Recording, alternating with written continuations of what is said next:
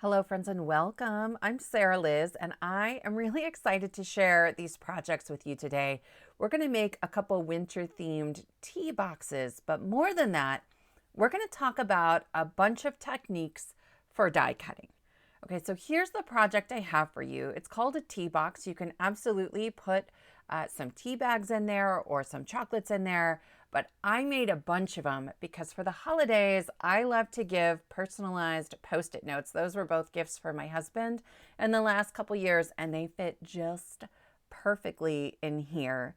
As we talk about die cutting, there are really two types of die sets I work with. And this set is called Cozy Winter. It's got these hats and mittens and a scarf. And this represents the first type, but florals would also fall into this same type. So if I'm going to die cut a bunch of small pieces, especially when they're layering, I tend to look at the packaging to see how many different colors are there or how many different tones of the same color. On all of those samples, they could be divided into sort of light and dark with just 2 colors per item. And so I sort of arrange them, I Tetris them, if you will, onto a 1/4 sheet or smaller of cardstock. And then I like to use a paper tape to hold them all together.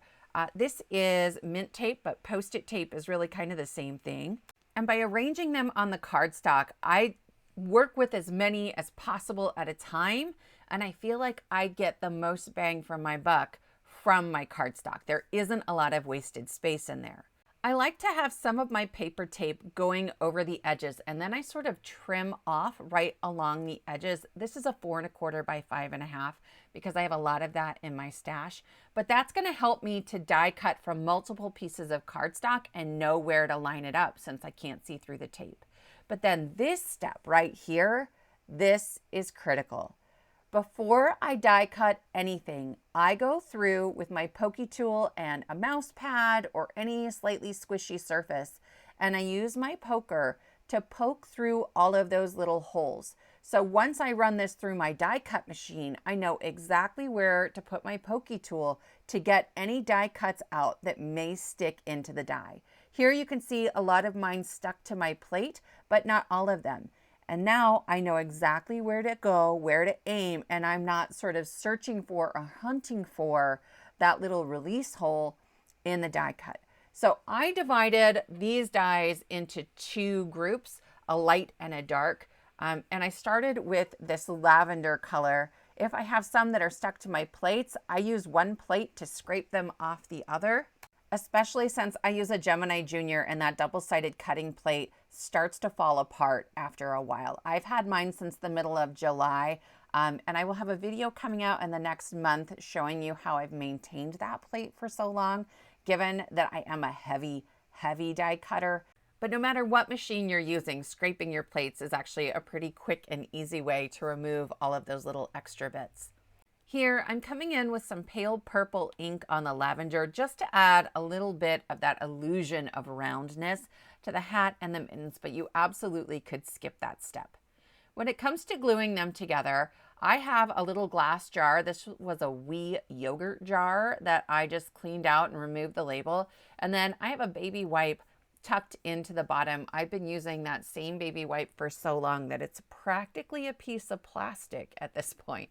When I go to use it, I spray it about 10 times if it's completely dry, and then I just leave my glue bottle tipped upside down. If it's not wet enough and it's a new paper towel or baby wipe or something, your glue bottle can stick to that. But at this point, mine acts like a silicone stopper in the bottom, and it helps keep my glue ready to use, but also helps to keep it from drying out. If I am gluing onto a slick surface like this glitter cardstock or a metallic cardstock, I prefer Nuvo Deluxe adhesive, but that also works with this glass jar. When it comes to putting layered die cuts together, I love to add one of my layers with some thin foam. This is 1 millimeter foam. I have it in these little squares, but I also have this 1/4 inch roll. If you follow my channel, I also have a larger sort of standard width roll of 1 millimeter foam that I like to use. It gives just a little bit of dimension without it looking awkward that the different layers are so far apart, but you can see I just get that little bit of lift, and especially on something like that hat, I think it adds a really fun accent. The same is true when you're working with florals. So this is the tea box die, and I wanted to bring this in because some of the dies I work with are making a box or something like that. And here, there are lots of extra decorator pieces that you might use for pattern paper, and the direction matters. You can see on that large rectangle, it's not a square. It's taller than it is wide. And then I have these little narrow rectangles, and there are 2 longer ones and 2 shorter ones. So I lay them out on the box so I make sure I know where they fit. And then I'm just using a Sharpie marker to put a little black line at the top. That way, when I go to put it onto my pattern paper and cut it out, I know which direction that pattern needs to go. So I'm going to lay each of these on here. This is a little bit forgiving because it's a diagonal stripe, but you can see I needed to make sure that 2 of those skinny rectangles were in a different orientation than the 3 shorter rectangles. So here they are all cut out. Again, I'm laying them on my box just to make sure that everything fits, everything's in the right place, and then I like wet glue. This gives me just a little bit of wiggle room because there's a tiny little border around that pattern paper where the navy is peeking through. So after I add each of those pieces, then I will begin to put my box together. I just find that it's a lot easier to decorate something like this while it's laying flat than it is to try to get everything situated once it's 3-dimensional and I'm rotating and trying to make sure I remember what side is up. As far as 3D projects go, this one goes together really, really easily. So I am folding every single one of these as a mountain fold.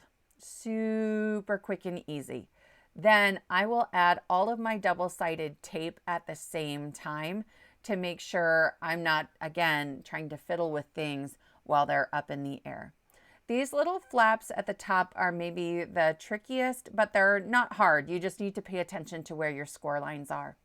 When I'm adding double-sided tape, it's important to note not all double-sided tape is created equally. I'm using Scor-Tape here. It is hands down my top pick. There are only 3 places you need to add it. This short flap, the bottom flap, and then those little wings, okay? So I'm gonna fold this on the second score line, and then I will just fold that short flap right into the adhesive. Because it's a box, if you do it flat, it will still pop up and work beautifully. Then I'll work on the bottom flap. I've covered that entire, it's about a 1/2 inch down there. I will fold in the big tab and then my small tabs. I added just a touch of wet glue, and then I will fold the piece with the pattern paper onto it. It doesn't matter on this box which one goes in first unless you care where the seam is. Then for these little flaps, I am going to remove that double-sided tape, and I just line up the score line with the edge of that front flap of the box, and that's it. There is one more piece you can add to this box, but for the first one here, I've left it off, and I'm just going to decorate it with a hat on the front and some mittens on the back. You can kind of see that that flap for the box isn't staying down very well, and that's because I didn't add the other piece. We'll do that on the second one, but I will also show you how to fix that if you choose not to add that extra piece. On the back, I love that these mittens have a little string you can hang them from, but there's also lots of different ways to decorate the mittens. There's a snowflake, there's a Christmas tree, there's little different stitched details or rickrack that you can use. It's one die set that packs just a huge punch with lots and lots of different options. The same is true for that hat. So here I am going to move on to the other box. I'm putting it together mostly the same way, but I'm going to cut a hole in the front. I don't always trust that I can cut through both the pattern paper and 100-pound cardstock that I've used for the base of the box. So I use some temporary tape to add that pattern paper, and then I will run the whole thing through my die cutting machine. It did cut through both, but if it hadn't, that's fine. I absolutely could have just run it through a second time. The first time would have left an impression on the box base to make sure that they end up in the same spot. I'm going to create a little window here.